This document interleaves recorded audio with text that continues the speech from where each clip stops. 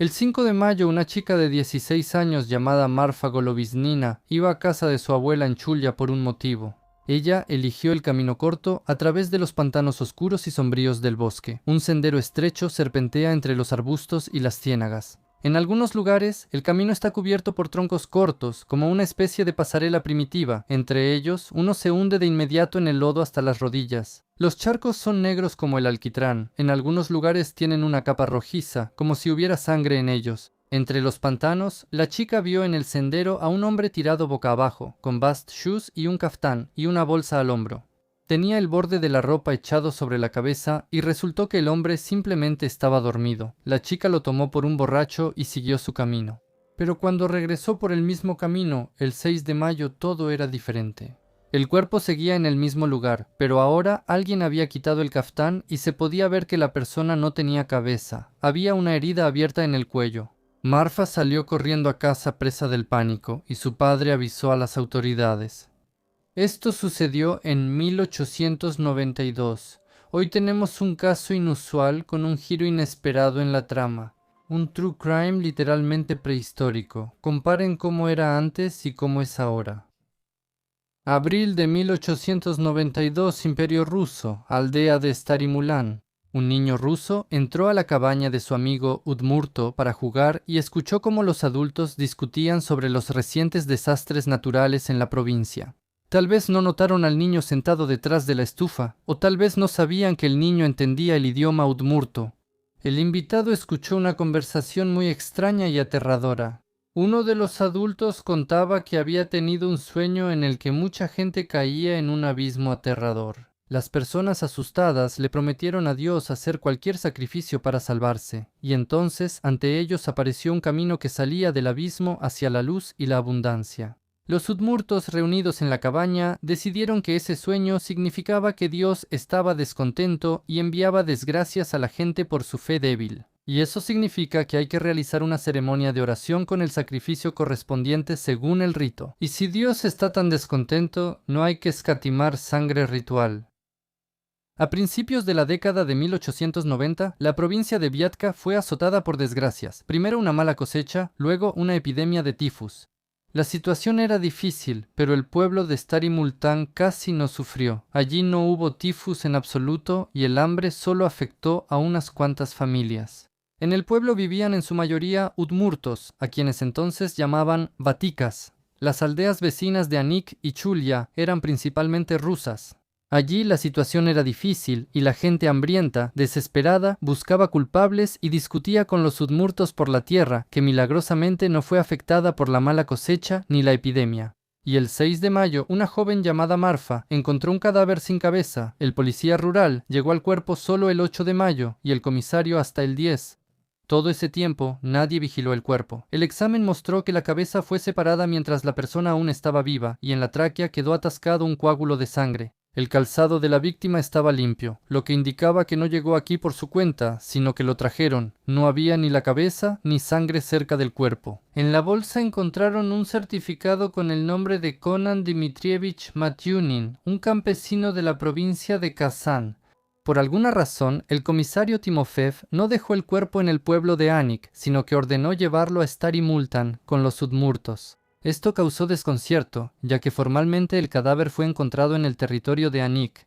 Pero había una explicación. Los udmurtos se acercaron al comisario e intentaron mostrarle rastros de sangre en el lugar, y él percibió su comportamiento con sospecha.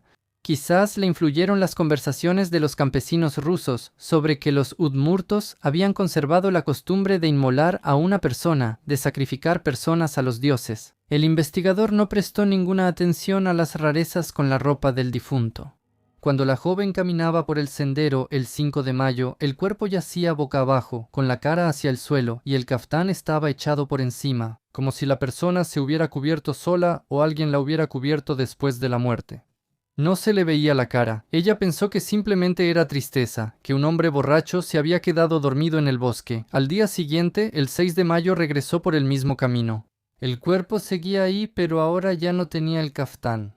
Resulta que alguien se acercó al muerto, lo revisó, tal vez lo tocó, tal vez buscó en sus bolsillos. ¿Quién? Sigue siendo un misterio.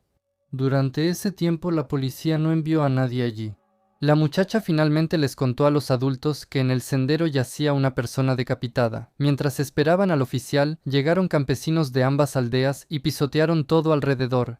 Ya no quedaban huellas, no se podía ver si el cuerpo había sido arrastrado por el suelo, de dónde lo habían traído, si lo mataron en ese lugar o si lo dejaron ahí. Cuando llegó el oficial al lugar, el cuerpo seguía ahí, pero ahora la chaqueta ya no estaba en el cuerpo, sino que había sido cuidadosamente doblada y puesta por él sobre las correas del morral. Alguien, incluso después de que la niña se fue y después de que los campesinos pisotearon alrededor, volvió a acercarse al cuerpo. ¿Qué estaba haciendo? Lo volteaba, escondía algo. ¿Por qué volvía a tocar al muerto? Luego, después de un par de días, llegó el comisario y volvió a encontrar cambios. Ahora el caftán estaba puesto de nuevo, y no solo echado encima, sino que le habían metido los brazos en las mangas, encima, la mochila. Alguien parecía estar vistiendo al muerto como si estuviera vivo. Los zapatos de paja también estaban atados, pero mal, como si se los hubieran puesto a unos pies ya fríos y flácidos. En ese entonces todavía no había udmurtos en la zona. Nadie de los locales admitió haberse acercado. Resulta que, mientras el cuerpo yacía en el sendero, alguien volvía a él una y otra vez. Le quitaban el caftán, lo ponían detrás de la mochila, luego lo volvían a sacar y se lo ponían al muerto otra vez. Todo esto sin explicación. ¿Para qué? No estaba claro si era para confundir la investigación o, al contrario, para ocultar las huellas de sus acciones. Más aún, el comisario y la investigación no le prestaron mucha atención a todo esto. Lo único que les llamó la atención fueron los zapatos trenzados mal atados, pero el hecho de que alguien hubiera cambiado de ropa al cuerpo, lo hubiera movido y regresado varias veces, quedó completamente de lado. Aunque precisamente ahí podían estar las claves para resolver el misterio. Al final, el cuerpo fue llevado al viejo Multán, donde los lugareños cavaron un hoyo y echaron ahí hielo y nieve. Al difunto lo envolvieron en una estera y lo cubrieron con tierra, poniendo guardia. Así era el refrigerador en la morgue de aquella época.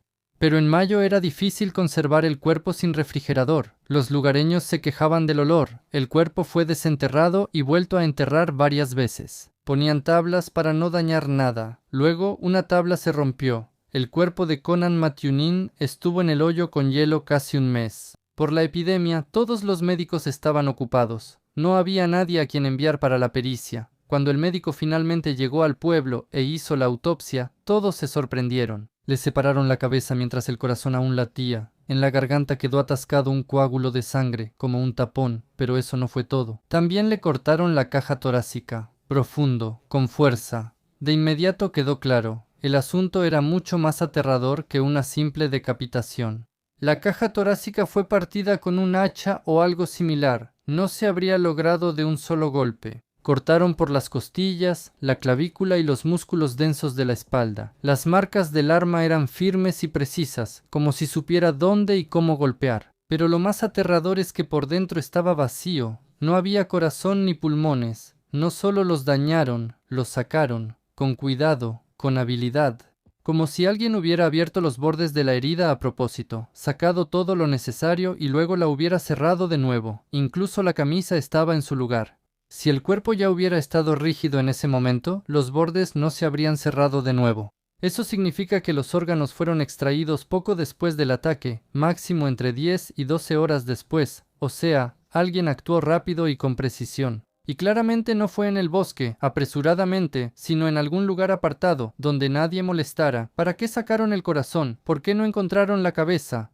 Entonces todos decidieron, no fue solo un ataque, fue un sacrificio, supuestamente según un antiguo rito pagano, pero nadie buscó pruebas. Desde el principio decidieron que los udmurtos torturaron a un ruso. Mientras tanto, las autoridades comenzaron la investigación. Uno de los interrogatorios se realizó con Andrei Grigoriev, de 90 años.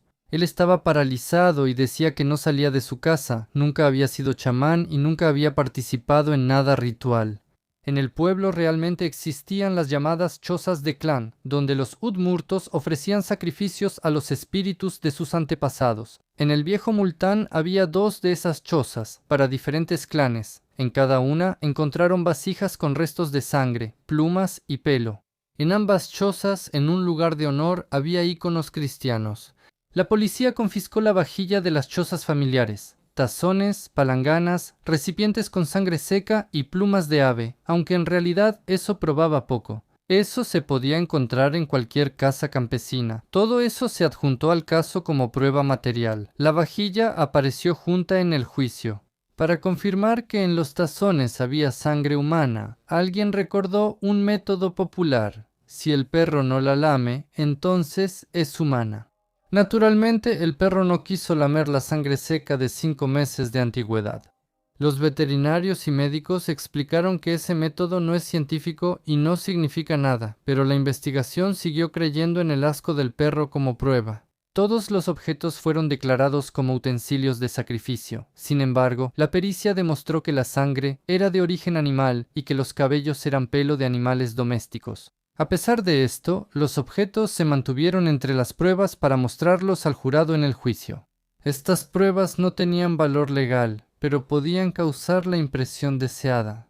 Para ese momento ya habían arrestado a varios habitantes de Viejo Multán: Moisés Dmitriev, dueño de una de las chozas, Andrés Grigoriev, de 90 años, Semyon Krasnov, Onye Ivanov, Vasily Kondratiev y el carnicero Kuzma Samsonov. Al último lo consideraban verdugo, ya que a menudo sacrificaba ganado. Los investigadores supusieron que él también podría haberle quitado la vida a Matyunin. No había pruebas, pero las sospechas fueron suficientes. A la esposa de Dmitriev, que supuestamente ayudó a su esposo a sacar el cuerpo, por alguna razón no la tocaron. Antes de arrestar a Dmitriev, la policía interrogó a 2 locos locales, Mikhail Titov y Konstantin Moiseyev. Los metieron en el sótano, los intimidaron y los golpearon. De Moiseyev consiguieron una confesión. Recordó cómo el jefe social Semyon Krasny una vez llevó a un vagabundo por el pueblo. Supuestamente, ese hombre se detuvo en la casa del guardia de turno Kondratiev. Eso fue suficiente para arrestar tanto a Krasnov como a Kondratiev. Y Titov, a su vez, delató a su sobrino, diciendo que curaba a la gente con hierbas, lo que significaba que era un chamán y, por lo tanto, peligroso. Después de eso, soltaron a ambos tontos. Ya habían cumplido su papel. Al mismo tiempo, se estaba examinando la vajilla y la ropa de Dmitriev. En su bolso había manchas marrones. Solo después se descubrió que era jugo de bayas y no sangre. Pero incluso después de eso, Moisés Dmitriev permaneció bajo arresto. Los investigadores no querían admitir su error. En lugar de eso, realizaron un nuevo registro en la choza, recogieron más utensilios con rastros de sangre vieja y volvieron a agregar todo eso al caso. El tiempo pasaba y no había pruebas. Entonces la policía decidió recurrir a informantes infiltrados. A los detenidos les pusieron cerca a unos udmurts locales para que escucharan una confesión, pero no descubrieron nada nuevo. Aún así, la policía, y en el Imperio ruso, por cierto, la policía se llamaba precisamente policía, seguía insistiendo: hay un caso, hay crímenes, aquí están los acusados. Mientras tanto, en el pueblo cambiaron al oficial de policía local. El nuevo Chukov se comportaba de otra manera, no hacía movimientos bruscos, se mostraba amistoso. Pero esa amabilidad resultó ser solo superficial. Un día le pidió prestados 10 rublos al rico campesino Vasily Kuznetsov. Una persona respetada pide una pequeña cantidad para un uniforme, ¿cómo no dársela? A los pocos días, el policía volvió a ver a Vasily y le pidió prestados 15 rublos. El campesino se sorprendió: pero si todavía no me has devuelto los 10 rublos, y de inmediato se convirtió en sospechoso. El policía ofendido recordó que Kuznetsov estuvo de guardia en la patrulla nocturna el 4 de mayo. Eso automáticamente lo convertía en un posible testigo o participante. Arrestaron a Kuznetsov. Lo curioso es que no solo era ruso, sino también el líder de la comunidad ortodoxa. Es bastante extraño verlo entre los acusados de un supuesto rito pagano. El padre local, que conocía a Kuznetsov desde hace muchos años, estaba conmocionado. Fue a ver a Shukov e intentó explicar que los udmurtos son cristianos desde hace mucho tiempo, que los rumores son prejuicios y que nadie ha visto nunca sacrificios humanos. Pero ni siquiera interrogaron oficialmente al sacerdote. Por estas dudas sobre los métodos de la policía, el padre perdió su puesto. A la aldea enviaron a un nuevo sacerdote, joven y obediente a las autoridades. Él no vio nada criminal en las festividades populares de los udmurtos a la orilla del bosque, pero dio un detalle necesario para la investigación. Entre los que bailaban había una mujer mayor, la madre de Kuznetsov. Eso fue suficiente para acusar al hijo de falta de sinceridad en su fe. La investigación continuó construyendo su versión. Según ella, todo fue así. En la noche del 4 al 5 de mayo de 1892, Vasily Kuznetsov se encontró en las afueras del pueblo con el mendigo Conan Matyunin. Lo llevó al pueblo, donde otros sospechosos alimentaron al pobre, le dieron vodka y lo dejaron pasar la noche. A Moisei Dmitriev le informaron que había llegado al pueblo un vagabundo adecuado para el ritual y él organizó el sacrificio. Aquí se involucró otra persona, Mikhail Kobilin. Vivía en Stary Mulan Moltania y rápidamente se entendió con el nuevo policía Chukov. Pronto empezó a contar historias aterradoras. Supuestamente, los udmurtos sacrifican un potrillo cada año al espíritu maligno Kurbón y cada 40 años sacrifican a una persona. Obligatoriamente debe ser alguien de otra fe. El corazón y los pulmones los queman, la cabeza la separan. Kobilin aseguraba que lo supo por un udmurto vagabundo con el que bebió hace unos 10 años. No recordaba ni el nombre ni de dónde era quien estuvo aquí. A Mikhail Kobilin lo hicieron el principal testigo de la acusación. Solo después se supo que él tenía un conflicto personal con los habitantes de Stary Moltan. Un año antes del incidente, lo atraparon robando grano. Kobilin se quedó en secreto con parte de las reservas comunes, y cuando los udmurtas se quejaron ante las autoridades, se vio obligado a devolver todo y encubrir el asunto como si fuera un error. Pero la relación con los vecinos se arruinó para siempre. Sin embargo, los investigadores decidieron ignorar este conflicto. Además, empezaron a interrogar activamente a los pueblos vecinos para reconstruir el camino de Matyunin. Se supo que salió de su pueblo natal el 20 de abril y caminó más de 100 kilómetros a pie. El 3 de mayo pasó la noche en el pueblo de Kuznirka con Timofey Sanikov. Allí mostró su pasaporte y contó que sufría de epilepsia. La noche del 4 al 5 de mayo probablemente también se quedó con los Sanikov, esta vez en la casa del hijo, Nikolai, y aquí empezaron las contradicciones. El mayor de los Sanikov recordó que en el caftán de Matyunin había un gran parche azul, pero el menor no lo recordó. El investigador Raevsky, aferrándose a esta discrepancia, propuso una versión. Entonces, había dos mendigos diferentes. Uno era Matyunin, el otro un desconocido. Los testimonios de los habitantes de Stary Multan también se dividieron. Algunos vieron a un mendigo con un parche azul, otros a uno borracho, otros con un cigarro liado a mano. Todo esto podía coincidir con la descripción de Matyunin, pero también podía no coincidir. El hecho es que ninguno de los testigos pudo identificarlo con certeza. Todo se basaba en suposiciones y coincidencias. Conan Matyunin no era solo un vagabundo, sufría de epilepsia. En esos tiempos, eso se consideraba una sentencia. No podía trabajar en el campo ni en la herrería. Los ataques podían ocurrir en cualquier momento. Por eso, en primavera y verano se iba de su tierra natal a vagar, a pedir limosna, como miles de otros desamparados y enfermos. Llevaba consigo un certificado, una confirmación del diagnóstico, hecho en el hospital del distrito. Para personas como él, eso era algo así como una identificación de discapacidad, para que los aldeanos, al ver a un hombre fuerte y aparentemente sano, no apartaran la mirada con desconfianza, y además, con el certificado, le daban un poco. Se parecía demasiado a esos que simulan y no a los que realmente sufren. Los médicos le ofrecieron una operación en Kazán. En ese entonces todavía creían que la epilepsia se podía curar con una trepanación del cráneo. Matyunin se negó, tuvo miedo. Prefirió vivir con ataques que con un agujero en la cabeza. En general, era muy precavido. No bebía ni fumaba. Después de tomar alcohol o fumar, le daban ataques fuertes. Él lo sabía y se cuidaba. Pero cuando en el viejo Multán empezaron a recolectar testimonios, ignoraron estos hechos. ¿Acaso eso es posible? Un vagabundo y además que no bebe. Los testigos decían que en la tarde del 4 de mayo vieron a un mendigo borracho con un cigarro enrollado a mano en el pueblo. Estaba sucio, con la mirada perdida y apenas podía mantenerse en pie. Afirmaban que era precisamente aquel a quien luego encontraron muerto en el bosque. Pero Conan no fumaba ni bebía. Le habría dado un ataque. Era otra persona.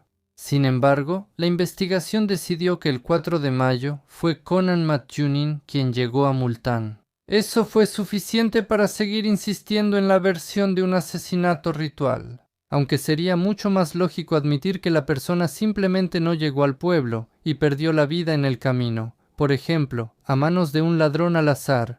Además, si esa noche realmente había dos viajeros parecidos en la región, No era difícil establecer la identidad del segundo. La provincia estaba en cuarentena, todos los caminos estaban vigilados y los documentos eran revisados, pero nadie intentó buscar al segundo mendigo. En lugar de eso, la investigación ignoró deliberadamente todos los hechos que no encajaban en la versión construida. Todos los esfuerzos se dirigieron a reforzar la ya de por sí endeble versión del asesinato ritual. A las personas se les acusaba no en base a hechos, sino a partir de suposiciones, conjeturas y rumores. Y los propios acusados pasaban meses en prisión sin saber exactamente de qué se les acusaba ni por qué. Para el otoño de 1892, la situación en el caso tomó un giro francamente absurdo. La investigación ya había acumulado 11 detenidos, pero no había pruebas directas contra ninguno de ellos. La etapa decisiva comenzó en octubre. A Viatka llegó el investigador de casos especialmente importantes, Yelisarov. Él estaba seguro de que no estaba resolviendo simplemente un ataque a un mendigo, sino un crimen relacionado con vestigios del paganismo. Yelisarov no llegó para buscar la verdad, sino para confirmar una hipótesis. Incluso antes de analizar los hechos, ya había tomado el lado de la acusación. A los ojos de las autoridades, el caso de Multán ya se había convertido en un símbolo de la lucha de la civilización contra la barbarie. Era difícil rechazar una metáfora tan bonita, por eso el apoyo a la acusación venía desde arriba. La tarea principal no era simplemente probar la culpabilidad de cada uno de los arrestados, sino confirmar la mera existencia de sacrificios humanos en el entorno udmurto. Precisamente en eso consistía la esencia del caso, no tanto en la privación de la vida de Matiunin, sino en el trasfondo político y cultural. Demostrar que en el centro de Rusia, en el imperio que se enorgullecía de su administración ilustrada, todavía viven personas que realizan rituales paganos. Por esta razón, la parte acusadora hizo todo lo posible para mostrar a los udmurtos como exóticos y atrasados. Se reunían pruebas sin valor legal para provocar repulsión y miedo en los miembros del jurado. Después de 2 años de investigación, comenzó el primer juicio del caso Multán. A los udmurtos se les acusaba de privar de la vida, mediante un ritual, al campesino ruso Conan Matiunin. La investigación giraba en torno a una sola idea. Supuestamente, los batiakis lo sacrificaron a sus dioses. En el caso aparecían chozas, tazas y supuestamente objetos ensangrentados. El fiscal Raevsky hablaba de un cierto ritual aterrador. A la persona elegida la atraen a la aldea, la mantienen encerrada, luego la llevan a la choza ancestral, la cuelgan, le separan la cabeza, le extraen el corazón y queman los órganos en una hoguera. Hablaba con seguridad, con pasión, como si hubiera sido testigo. Su relato causó impresión en los campesinos que integraban el jurado y venían de las aldeas vecinas. 7 de los 11 acusados fueron declarados culpables. Les dieron trabajos forzados y exilio. Solo 3, los más discretos, fueron absueltos. La acusación ganó, al menos a primera vista. Pero todo el caso se estaba desmoronando desde el principio. La versión de la investigación no se basaba en hechos, sino en rumores. Ningún testigo vio el ataque. Todas las pruebas eran circunstanciales. La única cosa que de alguna manera vinculaba a los arrestados con el caso era una vieja vajilla del pueblo, en la que, según decidieron los policías, se guardaba sangre humana, aunque la pericia demostró que la sangre podía ser de ave y en algunos casos simplemente jugo de bayas. Los defensores no se rindieron. El abogado Driagin presentó una casación ante el Senado. La queja resultó convincente. El Senado reconoció que el caso se llevó con irregularidades, las acusaciones se basaron en suposiciones, todo fue enviado para su revisión a otro tribunal en otra ciudad. Comenzó el segundo proceso, ahora en el Abuga, las mismas personas, las mismas acusaciones. Otra vez historias sobre chamanes, el dios maligno Kurbón que exige corazones humanos. Otra vez pruebas, tazones con manchas secas y un testigo que escuchó algo hace 10 años de un vagabundo borracho. Otra vez sentencia. Otra vez 7 personas fueron declaradas culpables. Otra vez trabajos forzados, pero la defensa no se rindió. La tercera audiencia se llevó a cabo en mayo de 1896, ahí fue donde todo empezó a cambiar. Los abogados Driagin y Korobchevsky llevaron a la sala del tribunal no leyendas rituales, sino hechos concretos. Uno de los peritos, el etnógrafo Vereshchagin, declaró directamente: los udmurtos nunca han tenido la tradición de hacer sacrificios humanos.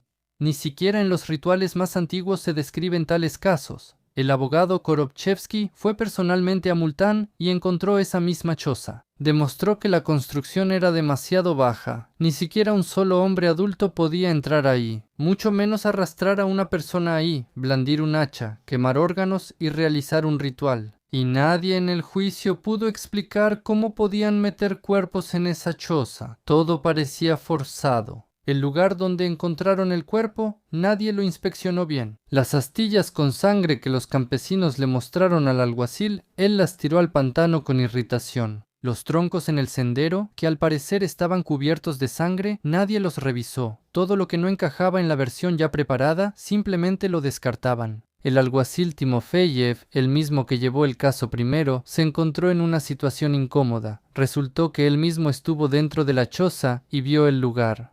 Pero en los documentos oficiales no mencionó nada de eso, nunca explicó por qué. Tal vez no lo consideró necesario, o tal vez no quería destruir una bonita leyenda. Los testimonios de los testigos eran confusos, las confesiones se obtenían bajo presión.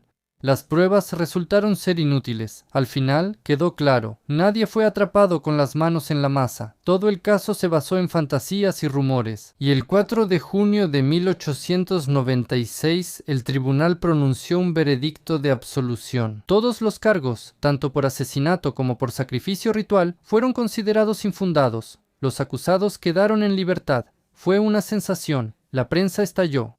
Periodistas, escritores, abogados, decenas de personas siguieron el proceso y no ocultaron su postura. Víctor Korolenko, escritor y publicista, se convirtió casi en la voz de la defensa. Sus artículos exponían lo absurdo de la acusación. El abogado Konin llamaba a este caso una vergüenza para la investigación.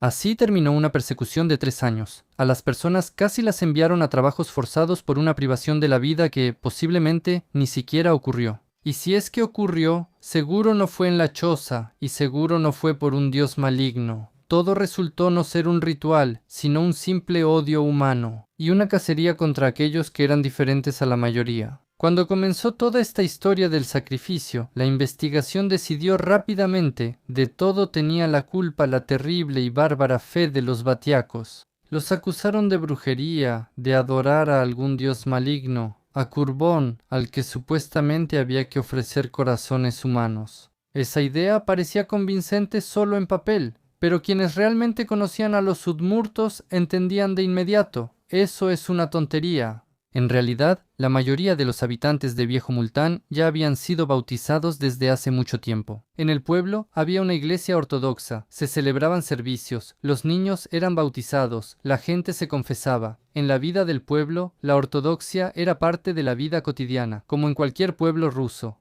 Incluso el anciano de la iglesia local era uno de esos mismos udmurtos a quienes se les acusó del crimen.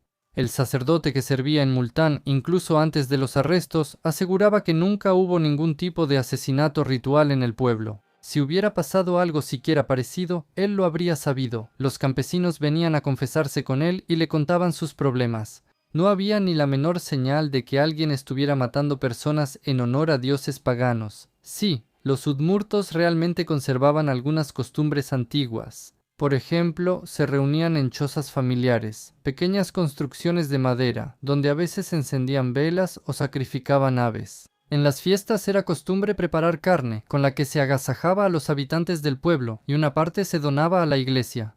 Precisamente estas fiestas, en las que se preparaban platillos de ave o de res, se llamaban sacrificios.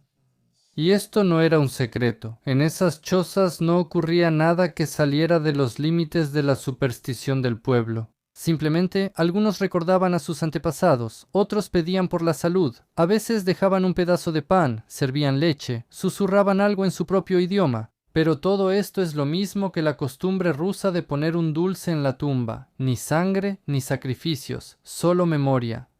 El abogado Korobchevsky y el escritor Korolenko ambos decían, en esas chozas no había nada terrible. Incluso durante los registros minuciosos, la policía no encontró ni cuchillos ni instrumentos para rituales. Nada aterrador, solo viejos utensilios con manchas de pollo o de bayas, pero la investigación no necesitaba escuchar eso. Les resultaba más conveniente creer en la barbarie y el paganismo. Los condenados recibieron la primera sentencia diciendo: Cristo sufrió y nosotros también debemos sufrir. Las personas pasaron casi 3 años bajo arresto. El sospechoso de mayor edad murió antes del primer juicio. Otro acusado seguía en pie. El anciano murió casi inmediatamente después de ser liberado.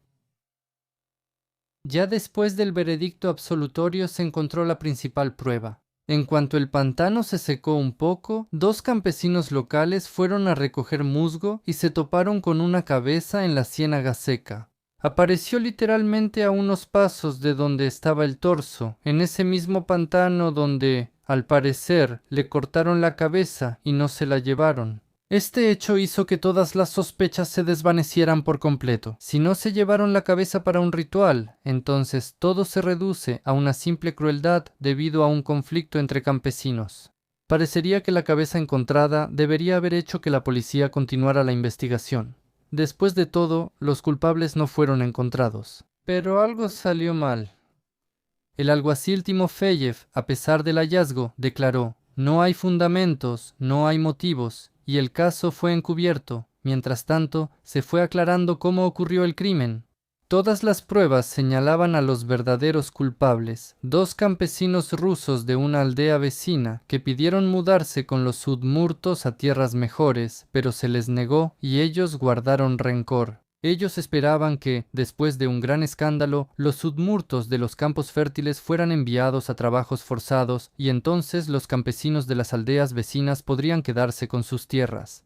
El profesor de medicina forense, Feodosí Patenko, pronto confirmó: la privación de la vida no fue un ritual, sino una imitación de un ritual por venganza, debido a la negativa de aceptarlos en la comunidad y darles un pedazo de campo. Pero los nombres de los verdaderos culpables, Timofey Vasyukin y Yakov Koneshin, solo se supieron 3 décadas después.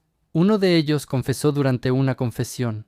Así es como fue la verdadera historia. Matyunin fue privado de la vida no por un sacrificio, sino por un conflicto de tierras. El torso lo arrojaron en el lado de Multán, la cabeza la tiraron al pantano. Esto parecía un misterio para culpar a otros. Las voces de la verdad se alzaron demasiado tarde, cuando todo el espectáculo ya había terminado, y aún así, la verdad salió a la luz. Más de 3 años después de la privación de la vida, cuando el pantano aflojó su agarre, la gente encontró la cabeza. Eso fue todo. Sin leyendas, sin rituales, sin misticismo, sin dioses antiguos, simplemente una privación de la vida por maldad y envidia, y arrepentimiento en la confesión antes de la muerte.